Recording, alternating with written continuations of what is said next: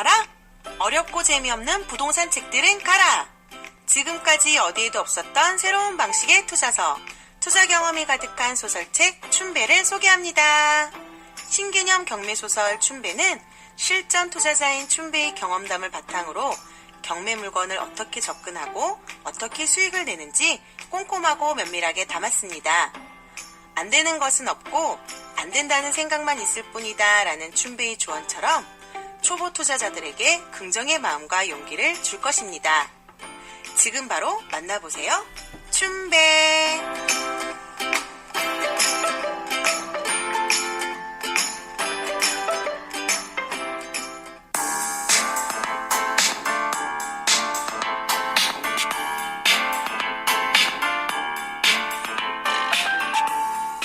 춘배의 똑똑한 부동산.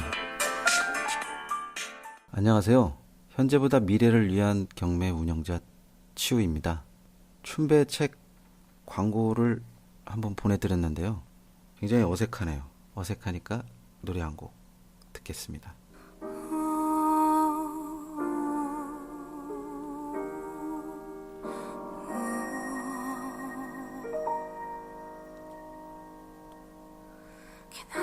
하루가 저문 이 거리 난 무심코 바라본 하늘에 다 잊었다 말하던 꿈들 붉게 물든 마음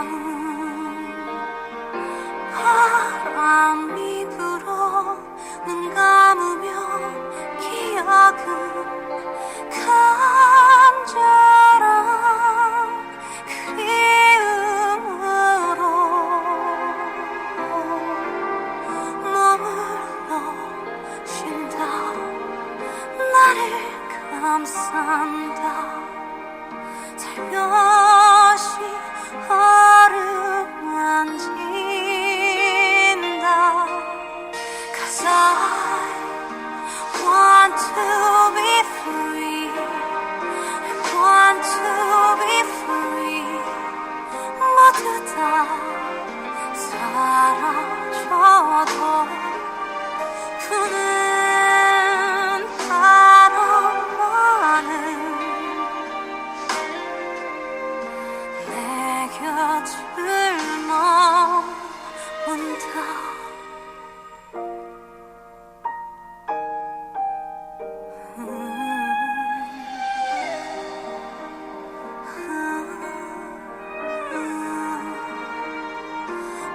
바람이 불어 눈 감으면 기억은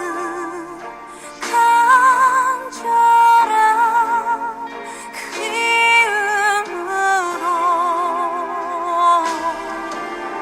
마주 서 있다 나를 이끈다 새로운 길을 열고서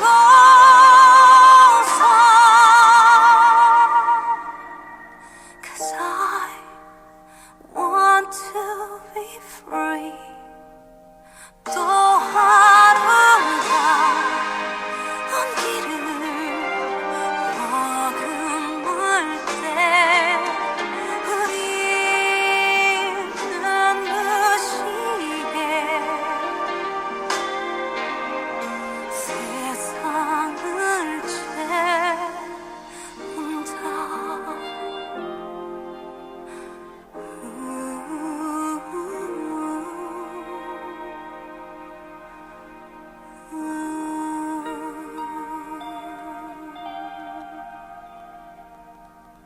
잘 들으셨나요? 오늘 선곡은 조금 시간이 많이 걸렸어요.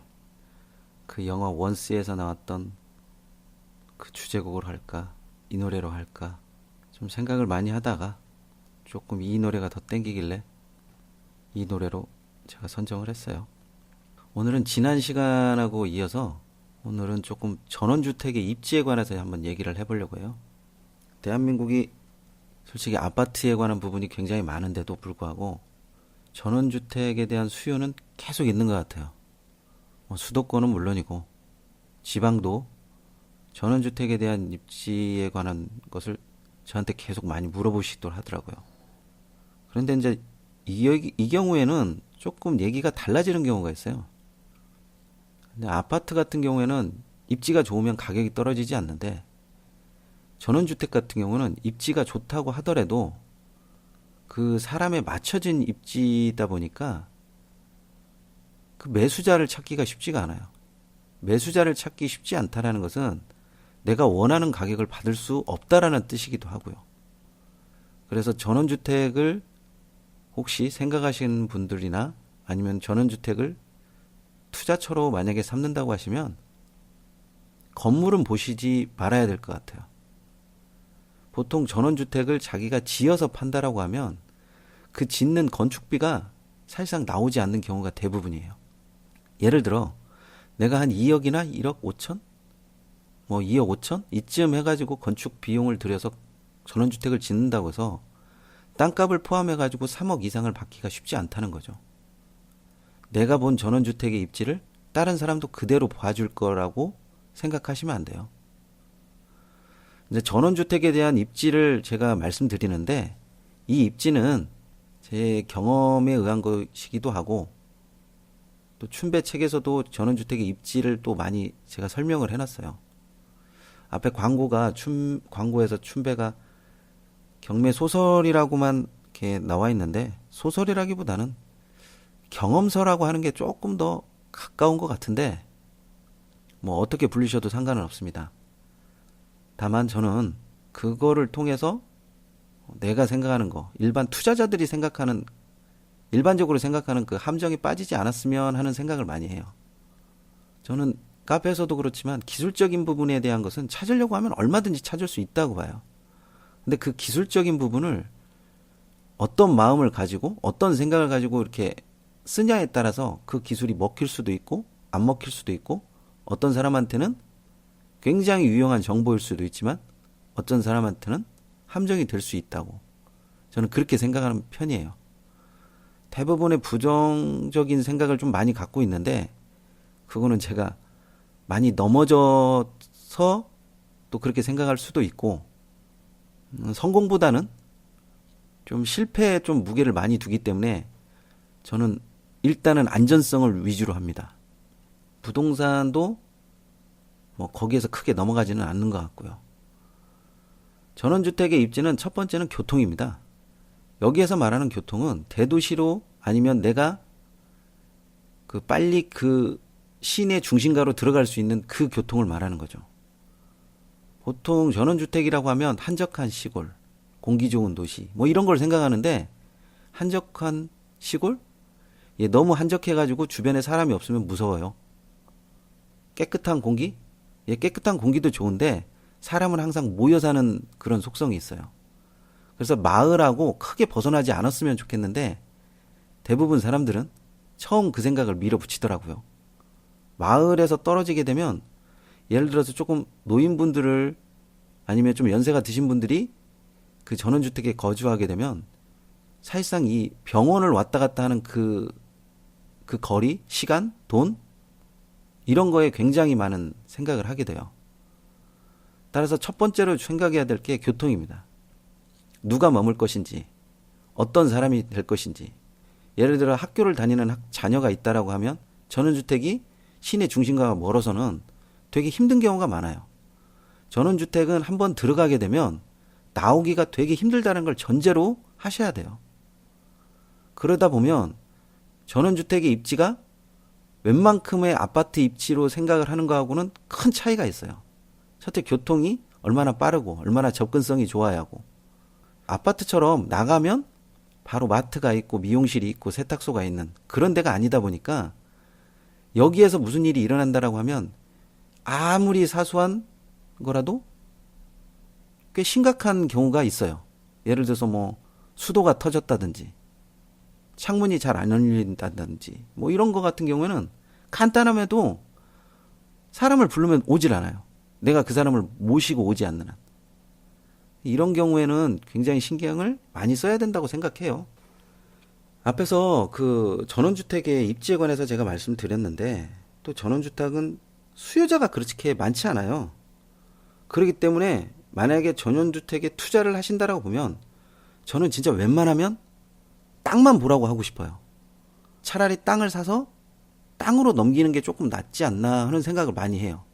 왜냐면 건물은 자기 입맛에 맞춰서 지어서 사는 것까지를 누가 뭐라고 할 사람은 없어요.